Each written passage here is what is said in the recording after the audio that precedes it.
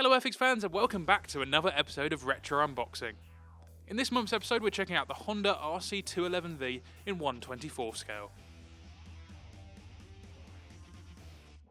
This kit was first released in 2003 and stayed in the Airfix range for just a year. You'll notice the parts in this kit are moulded in white plastic. The parts have aged really well, especially considering this kit is over 20 years old. The tyres included in this kit are moulded in black rubber, along with the covers for the seats.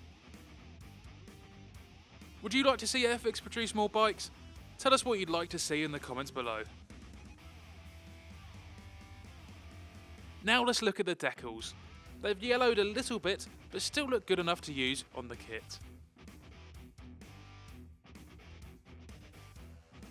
Next up are the instructions. They're shown in an exploded view, which might make the build look a bit more challenging.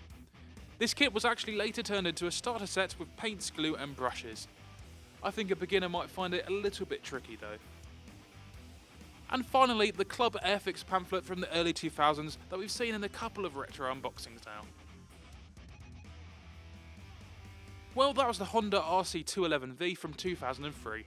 What kit would you like to see next? And as always, please like and subscribe. We'll see you next time.